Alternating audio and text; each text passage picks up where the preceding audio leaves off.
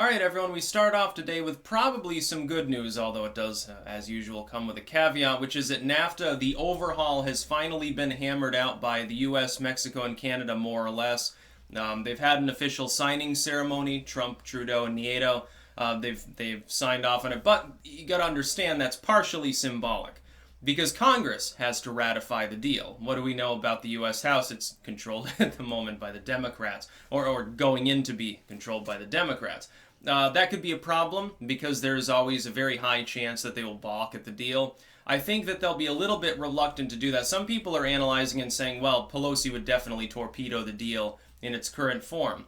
Yes, but Trump's very good at bringing public pressure to bear. And remember, this is one of the more popular things Trump has been doing is reformulating NAFTA, especially with regards to some of the Rust Belt manufacturers.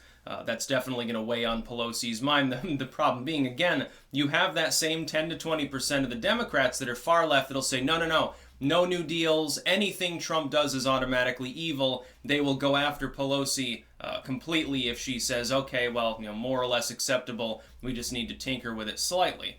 They're going to ask her to block it unilaterally, regardless of what it contains. The problem is, and there's another issue for them, I think, for the Democrats in blocking it, which is that a while ago, the preliminary sort of essence of the deal, before the form it's in now, actually, when they were analyzing it, they were saying, well, this is not economic populism at all. It's actually just globalism. Now, I don't fully agree with that. It was kind of an attack line to try to alienate Trump from his superfans, so to speak, that think globalism is definitely a dirty word. By the way, I happen to agree with that.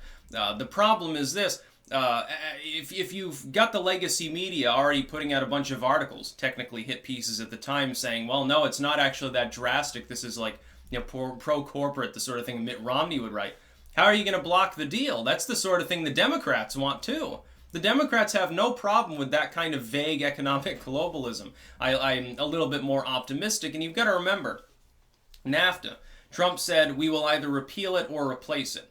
If the Democrats are unwilling to do that, he may simply say, okay, we're withdrawing from NAFTA. He does have the power to do that. He has the power to unilaterally strike NAFTA down, leaving a vacuum in which there's no economic free trade zone whatsoever, forcing them to accept some sort of deal. If he sets up a showdown with the Democrats, his core fans are going to love him for it.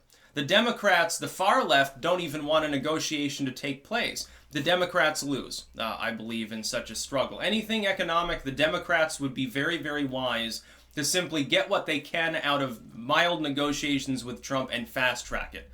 Tack on a few small things that you want to accomplish. We want continuation of this, wedge issue welfare program or something. Tack that in. Trump will probably say, okay, I'm not even going to bother with this. They're giving me what I want. They want a little bit. Okay, I'm throwing them some crumbs here. Things can be very streamlined. With Trump as negotiator-in-chief, the Democrats don't even realize they can't really be targeted if they're doing that.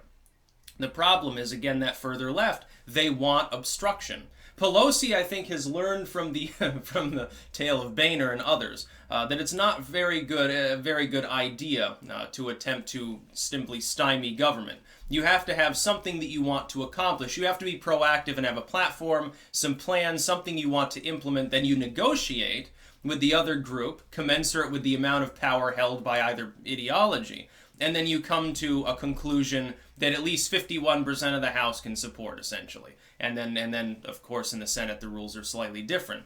What the Boehner Congress did prior is simple obstruction. They're like, no, we're not going to negotiate with Obama. Now, part of this is Obama was like Jimmy Carter. He wanted to have like 90% of his way and throw you a bone. Well, he didn't actually have the will of the House or the Senate.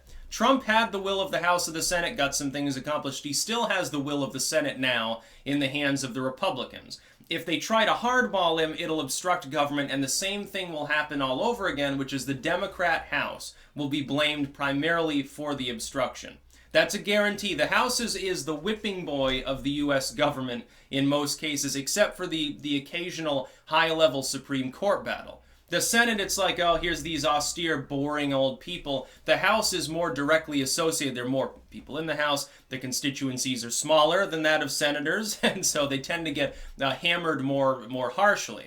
The media also, you've noticed this probably. you can probably name maybe a dozen decently popular senators. How many people in the House of Representatives can you name?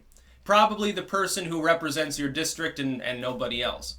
For Vermont, it's like, oh, I think Peter Welch is our representative. We only get one, by the way. That's oh yeah, and Justin Amash. I think he's a representative. He's not a senator, I think. But everyone knows all sorts of senators. I can rattle them off, including some dead ones like McCain. We've got Romney now. We've got Sinema, of course, who managed to maintain in Arizona. We've got Rick Scott now, which is funny. You can go on down the list. There's plenty of people. And then the leader. Who leads the House? And people will be like scratching their heads. Who leads the Senate? Oh, it's Mitch McConnell for the Republicans. It's a little bit different.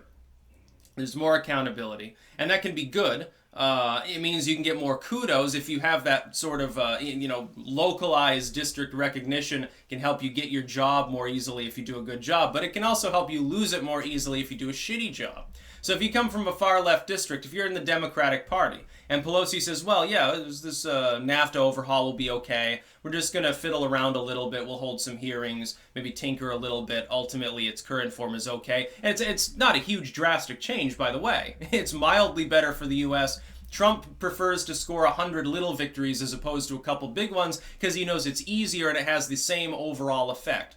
It just makes total sense for him to operate that way. That's how you slowly restructure the economy for the modern age. Because a lot of trappings of our economy are still stuck in the 80s and the 90s. Totally different world back then. People need to understand things change over time.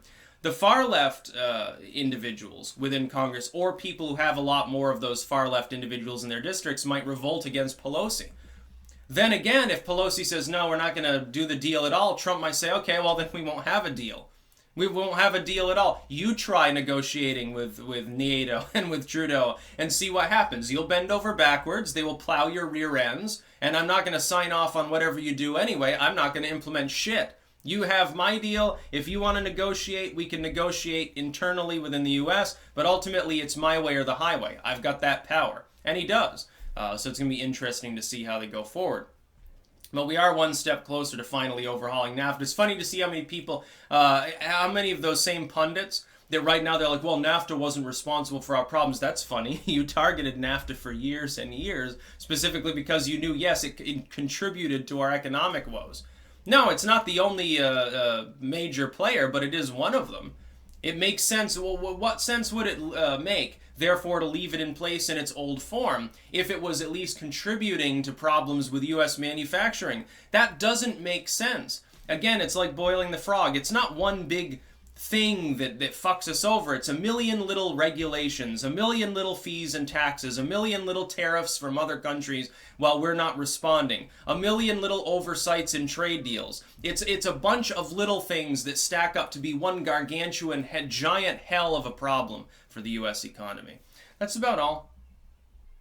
Peace out.